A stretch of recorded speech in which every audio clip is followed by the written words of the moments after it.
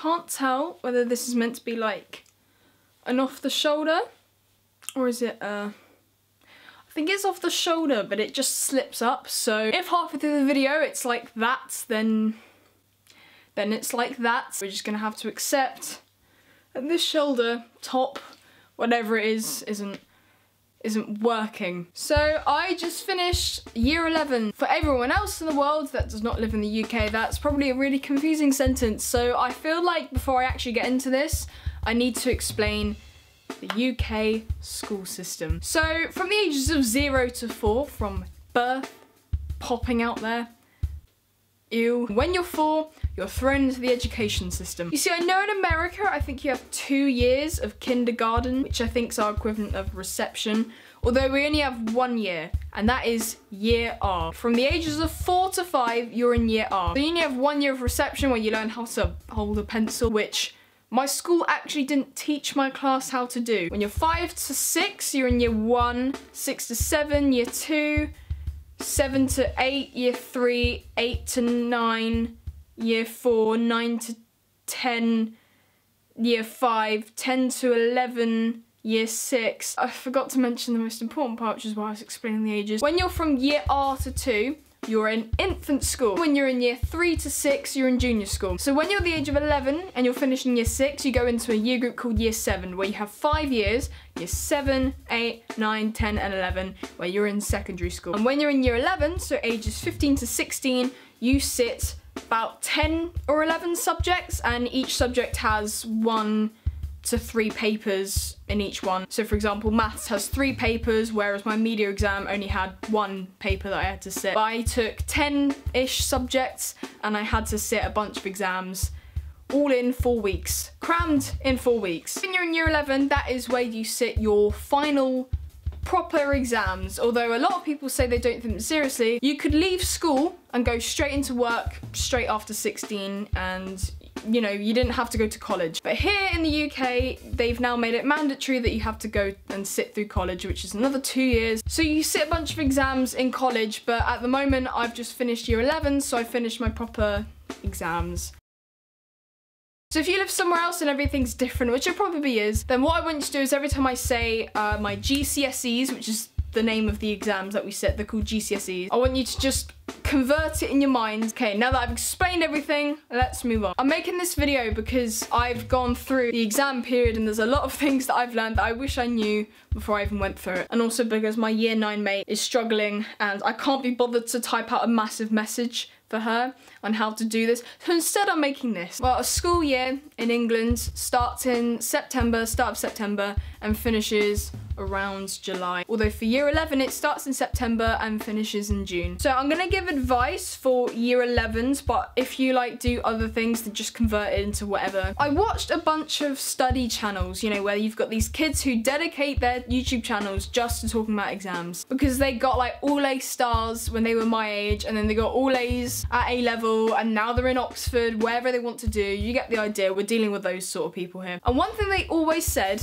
was start revising in February for your exams that then happen in May and June. One thing they forgot to specify was revising what? When I got to February, I sat down and thought, right, I'm ready to revise, let's go. They didn't mention in their other videos that you would have made revision resources starting year 11. I had no resources, I had no notes, I had no posters, no flashcards, I haven't made anything. You have to make revision resources and get all your books and get your flashcards and posters starting September, and you build up your resources up until February, and then you look at them in February. That's the most important part that they missed out. And I've probably walked out with a couple of grades lower than what I could have got because I was 1 month late. And trust me, 1 month can do all the difference. I remember being sat there the week before my first exam, which was biology paper 1. I remember being sat in maths, and I looked up at my teacher and she was writing down stuff. I just remember sitting there, my friends all laughing and screaming about something. I don't know, I think my friend squirted hand sanitizer over it, I can't remember. I just remember being sat there thinking, I really want just 1 more month to just revise, 1 solid month, but I didn't.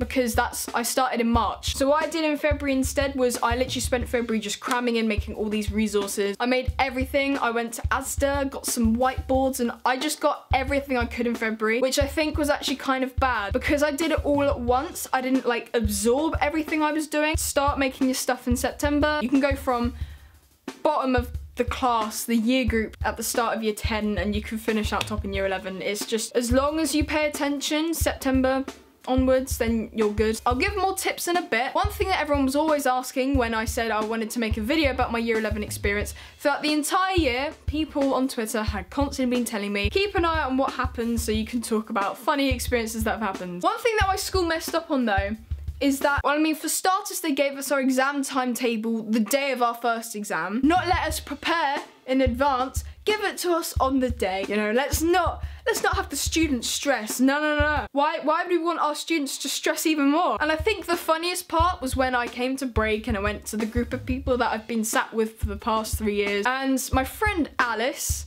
came up to us. On her timetable, she was registered down to go to Spanish turbos. My school, honestly, when you think of the word organisation, you just think of the school that I've attended in the last 5 years, you know? So within our first exam, you have an invigilator who stands in front of the hall and gives you instructions. One of the things that the invigilator said was they were telling us the instructions, and I think it was a man who said, "You're right, lads, so today I'm just going to be reading out the rules of the examination. You're communicating with other pupils in the exam hall. If a pupil happens to drop his or her pen, you must not reach it for them, as polite as you may want to be, or you may be disqualified." And as soon as the invigilator said, if one of your peers drops a pencil, my friend, who I shall not name, he just dropped his pencil. At that exact moment. It wasn't on purpose, right? Knowing him, it was not on purpose. I had to keep a straight face. I couldn't. It was just beautifully timed, and I think that was just what's important here. Other miraculous events occurred in the exam hall. For example, when you get into an exam hall, you have a bunch of small desks. They're just big enough to fit your paper and have your pencil case in front of you and maybe a water bottle. They're not that big. But in the very corner of your exam desk, you'll have, I don't know about other schools, but in mine you had a small slip that said your name, it said what exam you were sitting, how long it was, your candidate number, and your centre number. So with that, the invigilators would probably set it out, I'd say, half an hour before the exam. They go up and down the rows, making sure that each desk had a slip. So what I want to know is what the invigilators were thinking when they had 2 name slips on a desk. Because that happens. So there were like 2 or 3 people that I knew, if they were sat in one place, I was either sat behind them or like 2 spaces behind. Anyway, I got into the hall earlier than one of my checkpoints, so I sat down in my place. And then I saw that in one corner it had the slip on the side that the slip was meant to be. But for some reason in the other corner, it had his name, which obviously wasn't meant to be a thing. So he comes over, sees his name on my desk, and sees my name on the same desk. So it confused me as to why he wouldn't tell an invigilator that we were meant to be on the same desk. So me, the one who doesn't have the confidence at all, guess what I did, guys? I put my hand up. I know.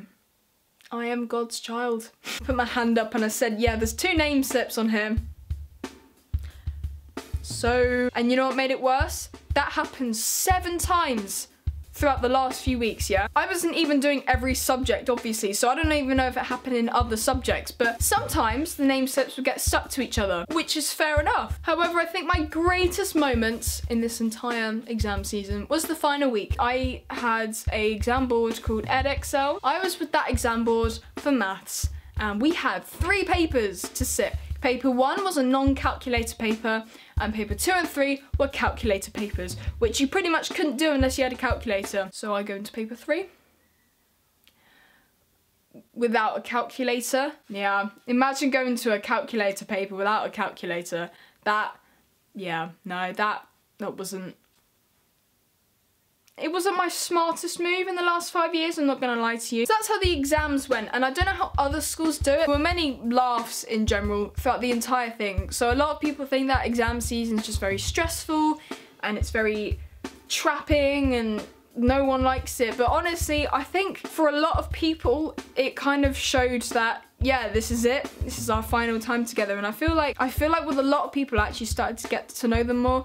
I know obviously it was more about learning things and getting things done, but what you got to remember is that us kids have been looking at the content for 2 years straight. We kind of took the time to take breathers before the exams, and honestly, although I'm not the most confident person, for example, where I refused to go to an English peg session because the door was closed and I didn't want to walk in and open it, I'm actually going to miss a lot of people. And I know I'm not going to see them in summer because, one, I don't like going outside. Can we just talk about my sunburnt shoulder? For me, I find it difficult to ask people to hang out in the first place unless I'm comfortable with them. So yeah, I feel like I'm not gonna see anyone this summer at all. But yeah, one thing that you will miss, whether you hate your year group or what, you will definitely miss the people in your classes. But even like the random people who didn't really do much but only gave that subtle difference into your life, daily life, yeah, you're gonna miss them. Right, so yeah, those are my tips and what I've been through in the last month or so. I just want to say thank you so much to everyone who's been patient with me, because I'm one of those people who, although everyone tells me not to care, I do actually care about my education. Whether this has paid off or not, we'll find out. But genuinely, it's meant a lot that there are some people who are still here by my side supporting me through it, because a lot of people have disappeared since I keep going on breaks because of this, but I feel like I'm happy with what I've done. I know I could have done more if I started earlier, but I am happy with myself, and I think that's the most important thing that I could get across in this video. No matter what happens, as long as you're happy with what you've done yourself, that's important. I'm not going to lie to you, I'm going to be honest, it was draining emotionally and mentally. It was just difficult. It was a difficult time the last few months, and obviously I lost my grandma during my start of year 11 mocks and everything was just a mess, but I've come through it and here I am, and I now have a 12-week summer. I want to say good luck to anyone doing exams. I don't know what exams are going on at the moment anymore. I think everyone's finished all the major ones, but if not, good luck to all my year 11s across the country who've just gone through hell in the last month. Good luck for August. I hope we've all done okay. Because remember, it's not about how many marks we got in the paper, it's about how many marks we got compared to each other. Anyway, yeah, thank you so much for supporting me in the last few months. It means so much to me. Thank you, and I will see you next week. Bye. Right, here goes maths with a whole thing on circle theorems. Does anyone want it? I'll sell it on eBay. Anyone took music this year? That was a mess, wasn't it? What I did was I made these sort of mini posters that just like had all the details of which paper was which and what would appear on which. All I would do was just look to the side every morning and remind myself what was appearing in each paper. And trust me, for someone like me, that actually really helped. The motor effect. We'll definitely not be missing that because I never actually understood it in the first place. Goodbye, the harbour process. Definitely won't be missing you. Jesus Christ, that was a tough 6 marker. Space, which never appeared in the goddamn exam anyway. So here's the thing, I stuck to this for actually 2 days. The important part about doing exams is to feel like you've done stuff, even when you haven't. Making yourself feel like you've done a lot is important. It makes you feel better. I'm waiting 5 years for this. It's all over. I'm done. Great.